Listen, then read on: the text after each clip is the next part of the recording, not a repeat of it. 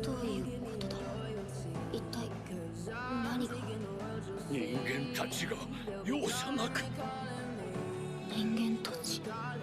我々はリムル様の申し付け通り人間たちを受け入れておりました。その結果、許しを与える必要はなさそうだな。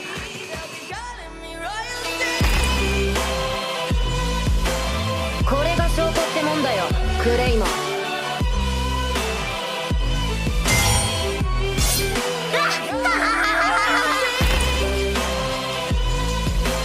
お前の軍は潰したぞ。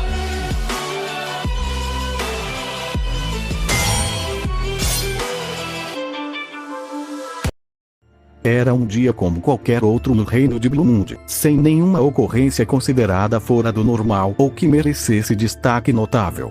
A cidade era atacada todos os dias por monstros vindos da floresta de Jura, mas isso era uma ocorrência do cotidiano e algo inevitável ao se morar ao lado da floresta.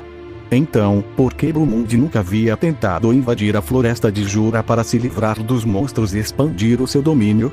Bem, a resposta para essa pergunta era bem simples, para falar a verdade. Tudo se devia a que no interior da floresta havia um monstro em especial. Um monstro muito mais temível do que qualquer um dos monstros que atacavam Bloomund todos os dias. O dragão da tempestade, Veldora. Essa criatura, considerada dona de um dos maiores poderes entre as nações ocidentais, era um poderoso dragão cujo poder não poderia ser medido.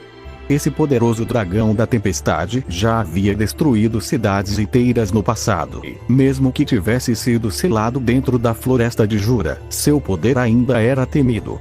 Por esse motivo, Bloomund nunca tentou invadir a floresta de Jura, tentando evitar a ira do dragão da tempestade e que, por algum motivo, ele pudesse se libertar de seu selo. Se houvesse algo que era pensamento coletivo entre Fuse, mestre da guilda, e os membros da nobreza e da realeza no reino de Bloomund, era que o país estaria em muito melhor estado se tal criatura não estivesse constantemente os espreitando. Mas esse pensamento mudou no dia em que a presença do dragão da tempestade parou de ser sentida. Apesar de estar selado, o dragão da tempestade Veldora era um ser cujo poder era considerado sem limites. Seu desaparecimento, do dia para a noite, não era algo que a realeza de Bloomund e o mestre da guilda pudessem simplesmente ignorar. Isso levou à pressão da nobreza perante a guilda, buscando apoio de aventureiros, para o que Fuse apenas pode disponibilizar o que era permitido pelos protocolos da guilda. Claro, isso era apenas o que Fuse podia fazer por cima dos panos. Os preparativos que secretamente havia tomado, porém, e é por essa razão que vocês foram selecionados para essa missão sigilosa. Verifiquem o estado selo do dragão da tempestade e relatem todas as coisas que vocês encontrarem ou ocorrência que possa ser considerado antinatural ou fora do normal. Dispensados. Essas foram as únicas palavras que Fuse, o mestre da guilda, falou para os 3 aventureiros que estavam em sua frente antes de voltar seus olhos para a série de papéis em suas mãos. Fuse não daria mais atenção para nenhum deles e os 3 aventureiros estavam cientes disso. Ainda assim, como ousa? Você acha que somos quem? Isso mesmo. Não saia dando ordens aos outros sem se importar. Ei, pessoal. Poderiam ter falado essas coisas enquanto estávamos dentro da sala, não? Eles não estavam onde Fuse pudesse ouvi-los. Aviso. Skill Propulsão de Água foi adquirida com sucesso. Integrando a Skill Propulsão de Água e Extra Skill Manipulação de Água. Sucesso. Assim como a voz falou, Propulsão de Água foi adicionada à Manipulação de Água. Isso tornou muito mais fácil manipular a água que expelia do meu corpo, como se ela estivesse seguindo os movimentos que eu desejasse. Com isso, ficou mais fácil para eu poder me mover. Onde eu estava agora? No lago, claro. Eu voltei para o lago subterrâneo com o objetivo de treinar a manipulação de água que uso. Absorvi uma grande quantidade de água dentro do meu corpo através do armazenamento do predador e agora estava usando essa água junto à minha manipulação de água para me mover sobre o lago em alta velocidade. E pensar que poderia até mesmo voar usando isso. Como eu posso lançar água de todo o meu corpo, se tornou ainda mais fácil de controlar. Continuei me movendo sobre a água do lago por mais algum tempo, tanto aproveitando poder voar dessa forma quanto tentando aprender a sensação que essa habilidade passa. Com isso, eu poderia compensar a minha baixa mobilidade natural por ser um slime e enfrentar inimigos ainda mais rápidos do que eu mesmo. Essa, na realidade, era a terceira skill que utilizava a manipulação de água como base. As outras duas skills eram principalmente de uso ofensivo e elas tinham se mostrado tão poderosas que as rochas da caverna haviam sido incapazes de suportar seus golpes. Eu também havia adquirido outras duas skills baseadas no uso da terra ao invés da água, o que me deixou muito feliz e, ao mesmo tempo, frustrado. Eu queria ganhar a skill manipulação de terra da qual o grande sábio tinha falado, mas nenhuma das duas skills que eu adquiri haviam cumprido com os pré-requisitos para a aquisição da nova skill. Acho que se adquirir uma outra skill que cumpra com todos os pré-requisitos restantes, eu poderia adquirir a manipulação de terra na mesma hora, mas, por agora, isso vai ficar para o futuro. Bem, agora, o que deveria fazer? Eu acho que já tenho poder para que eu me defenda contanto que não tenha que enfrentar um boss como aquele dragão logo de cara. Se eu conseguir vencer, poderia usar a skill Predador para ficar ainda mais forte usando os meus inimigos. Além disso, as outras skills que possuo me oferecem umas boas chances para que eu aumente o meu poder, contanto que eu cumpra com os pré-requisitos. Não, tem uma coisa que quero saber mais do que isso no momento. Pensei nisso enquanto olhava para a direção de uma rocha em específico, que dentro dessa caverna simples e escura parecia estar se destacando de todas as demais. Essa era uma rocha na qual eu havia ficado de olho já tem algum tempo, desde antes de iniciar meu treinamento. Era um minério brilhante. Considerando que estou em um tipo de mundo de fantasia, eu não deveria ficar impressionado com o fato de que havia minério que brilhava em uma caverna, ainda mais se eu levasse em consideração o fato de que a caverna pertencia a um dragão. Ainda assim, a skill Clarividência me permitia ver as magículas acumuladas no interior da pedra e podia ver claramente que, seja lá o que for, essa pedra não é normal. Com um pouco de hesitação, causada pelo medo de que essa pedra fosse um tipo de armadilha deixada por aquele dragão para os inimigos que fossem atrás dos seus tesouros, me aproximei da pedra. Claro, nem clarividência e nem percepção de magículas tinham detectado qualquer armadilha, mas, se levasse o poder daquele dragão em consideração, então não deveria ser estranho que meus olhos não fossem capazes de ver algo que inimigos. Ele criou para enganar o seu bem, não importa. Eu vou descobrir quando eu tentar. Pensei nisso comigo mesmo enquanto estendia um dos meus braços, ou um tentáculo dependendo de como você olha, e toquei a pedra. Imediatamente ativei Predador, preparado para que o pior acontecesse, mas então, analisando, concluído. Minério de magipedra. Minerais que permanecem em áreas com grandes quantidades de magículas, após longos períodos de tempo, absorvem-nas e tornam-se magipedras. Material extremamente valioso que, após ser processado, pode ser usado com o propósito de produção de armas e itens mágicos de alto nível. Então não era uma armadilha. Não, mais importante do que isso, ele disse que esse minério pode ser usado para criar armas. Eu tentei imaginar a mim mesmo com uma grande espada dourada criada a partir desse minério, mas eu descartei essa imagem em seguida. Fazer uma espada para mim a partir desse tipo de minério seria inútil, afinal, eu não conseguia imaginar um slime como eu podendo segurar e manejar a espada de forma adequada. Isso seria apenas desperdício de material, na melhor de todas as hipóteses. Bom, lá se vão os meus sonhos de ser herói da espada ou algo do tipo. Não que eu planejasse ser algum herói em primeiro lugar. Heróis eram entidades poderosas que passavam a maior parte de suas vidas em busca de salvar os outros.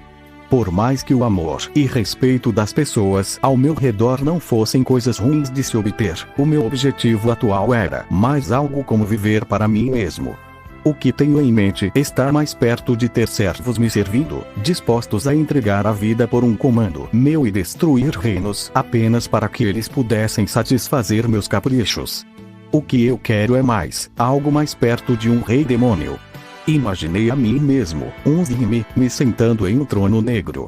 Ao meu redor monstros como orcs e goblins, e até alguns ogros, todos em marcha na direção de uma cidade humana de um país pequeno. Todos os humanos em uma tentativa desesperada de correr e fugir, mas sendo impedidos por meus lacaios, e todos sendo levados cativos para que também me servissem. Por incrível que pareça, a imagem não pareceu ruim dentro da minha mente. Vamos nos tornar um rei demônio, grande sábio. Certo. Vamos começar com a coleta de materiais. Vou coletar esse minério e, no futuro, vou conseguir alguém para servir como o construtor de armas. Se me tornar um rei demônio, eu poderia absorver um cadáver de um humano para adquirir sua forma e usar uma espada, mas isso ainda seria demais para pensar. Por agora, concentre. Com esse pensamento em mente, eu devorei a magipedra na minha frente de uma única vez usando o predador. E então, assim como a Hipokute de antes, eu entrei em estado de frenesi em busca de toda a magipedra que eu pudesse encontrar dentro da caverna. Claro, fiz isso sem saber que alguém que seria muito problemática daqui a algum tempo, havia escutado minhas palavras mais do que eu imaginei. Tinha sido uma jornada muito longa, mas nós havíamos conseguido chegar na caverna com segurança. Claro, nós tivemos que enfrentar monstros pelo caminho para chegar até aqui, afinal, essa caverna ficava dentro da grande floresta de Jura, conhecida por ser um mar de monstros, mas graças a todos se esforçando tínhamos chegado de forma segura na caverna selada. Atualmente nós estávamos na frente do que seria o último monstro que nós teríamos que ultrapassar antes de nós chegarmos no final da caverna, diante das portas de aço que selavam o lugar em que Veldora havia sido selado. Eu não havia vindo a esse lugar antes, claro, afinal, essa área era permitida a aventureiros de rank A e apenas esses. Nosso trio, composto por aventureiros de rank B, poderíamos enfrentar um monstro de rank B mais como máximo, o que significa que estaríamos mortos contra um monstro de rank A, ou seja, em uma área como a que estávamos agora, o nosso grupo não passava de um grupo de fáceis. Presas qual era um monstro que estava à nossa frente. Esse era um monstro rank A chamado de Serpente Negra. Ela tinha a capacidade de liberar um sopro de veneno com propriedades corrosivas que não apenas envenenaria o alvo, mas que também corroeria armaduras e, assim, reduziria as chances de todos os aventureiros que os enfrentassem para quase zero. Além disso, o fato de que a Serpente Negra possuía sensibilidade a fontes de calor fazia com que sair de sua vista fosse uma missão ainda mais impossível de se realizar. Então, nós enfrentaríamos tal coisa? Claro que não. Morreríamos sem nem ter chance de tentar. Gido. Você trouxe? Sim, eu trouxe. Se preparem. Isso não vai enganar ela por muito tempo. Como Gido falou, nos preparamos ao segurar todos os nossos itens e armas. No pior dos casos, caso nós fôssemos percebidos, seríamos obrigados a ter um confronto contra esse monstro de rank superior ao nosso. No pior dos casos, essa caverna se tornaria nossa cova. Saiba que se o item não funcionar e eu morrer, volto para assombrar você, Gido. Eu estaria morto igual você, Eren. Além disso, quem tem esse tipo de conversa costumam ser você e Cabal. Gido riu de minhas palavras enquanto segurava um pequeno item nas mãos. Esse item mágico tinha como a função gerar calor, o que nós usaríamos para enganar a sensibilidade a fontes de calor da Serpente Negra, atraindo a atenção para outra direção enquanto nós passávamos fora de sua vista. Esse era o plano que, segundo Gido, outros grupos de aventureiros aplicavam em missões similares para poderem dar o golpe inicial na Serpente Negra, o que lhes garantiria a vantagem durante o início da batalha. E foi exatamente isso que nós fizemos. Gido jogou o item numa direção e a Serpente Negra reagiu ao barulho da colisão no mesmo momento, virando seu rosto na direção do item. Graças ao calor gerado pelo item, a Serpente Negra o confundiu como uma presa que pudesse caçar, seguindo a direção do item mágico. Nesse meio tempo, nós três avançamos pelo lado oposto, sem sermos vistos pela Serpente Negra. Etapa final concluída. Com isso, nós seguimos tranquilos. A Serpente Negra teoricamente era para ser o último monstro que teríamos de enfrentar antes de chegar nas portas que guardavam o local onde Veldora e o seu selo estavam guardados. Por ter certeza disso, seguimos andando por um tempo um pouco mais relaxados e, assim como pensamos, sem muita dificuldade, chegamos nas portas em segurança. Finalmente chegamos. Com isso, passamos por tudo. Só espero que possamos voltar com a mesma facilidade que nós chegamos aqui. Seria uma pena passar por tudo isso apenas para termos problemas na volta. Não diga essas coisas. Não sabe que dá azar. Eu e Cabal entramos em mais uma de nossas discussões, como as que nós entrávamos de tempos em tempos, e, enquanto estávamos distraídos, Gido fazia o seu trabalho. Como o ladino do nosso grupo, Gido era a única pessoa capaz de destrancar um par de portas tão enferrujadas como essas, então o trabalho que deveríamos fazer estava limitado a vigiar, no máximo. Cabal e eu, diferente do Gido, não tínhamos a mínima utilidade quando o assunto se tratava de outra coisa que não fosse o combate, por isso nós vigiaríamos o túnel. Bem, Gido era um bom ladino, então não demorou tanto tempo para que acabasse de destrancar as portas da sala onde Veldora havia sido selado como pensávamos. E assim, o par de portas enferrujadas, porém ainda imponentes, se abriram diante dos nossos olhos. O exterior e o interior não eram tão diferentes um do outro, os dois sendo compostos da liga de rocha sólida que compunha a maior parte da montanha, exceto que, no interior, não parecia haver nenhum sinal das magipedras que brilhavam no exterior das portas. Isso deveria ter sido ao contrário, já que muito mais aura deveria se concentrar no interior, mas nós não paramos muito tempo para pensar nesse tipo de coisa antes de entrar. Ufa! Finalmente abriu. Todo aquele mecanismo de bloqueio parecia ter enferrujado com o tempo, Gido reclamou, limpando o suor da testa com cansaço. Sim, eu aposto. Ninguém sequer tentou entrar aqui por uns 300 anos, certo? Não há registro de alguém tentando entrar. Tem certeza de que estamos seguros? Não estamos nos deixando abertos a ataques repentinos. Eu perguntei, sem jeito, afinal, passamos pela Serpente Negra, mas se houvesse um monstro ainda mais poderoso que ela aqui dentro, o que nós faríamos? Gaa! Cabal repentinamente começou a rir, com orgulho escrito na face. Vamos, talvez o cara tenha sido invencível um século atrás, mas agora apenas desapareceu. Aposto que todo o poder desse grande lagarto deve ter se esvaído, sabe? Eu já enfrentei um basilisco sozinho antes, o dragão não será um problema. Essa maldita história de novo. Todos sabíamos que a história do Cabal era uma mentira, afinal, basilisco era um monstro de rank B. Não tinha como o aventureiro de rank B enfrentar um monstro como esse, ainda mais se ele estivesse sozinho. Para um monstro desse tipo, mesmo um aventureiro de rank A teria certa dificuldade, já que se o olhar petrificante que o basilisco te encontrar, você poderia se considerar um homem morto. Estava perto a reclamar com o Cabal, comentando sobre o quão impossível era uma história dessas, quando o Gido levantou sua mão, pedindo silêncio. Bem, chega de conversa. Preciso de silêncio para ativar o ocultamento. Assim que Gido falou isso, calamos as nossas bocas, dando espaço para que ele se concentrasse. Se nós tivéssemos que encontrar um monstro mais forte do que a média, a fim de evitarmos o combate, nossa melhor opção era esse ocultamento. Essa era uma das artes usadas pelos ladinos para facilitar seu trabalho, que era mais como uma das poucas magias que ladinos poderiam usar. A magia reduziria a luz refletida no corpo dos alvos para parecerem ser transparentes, o que nos dava chance de não ser percebidos.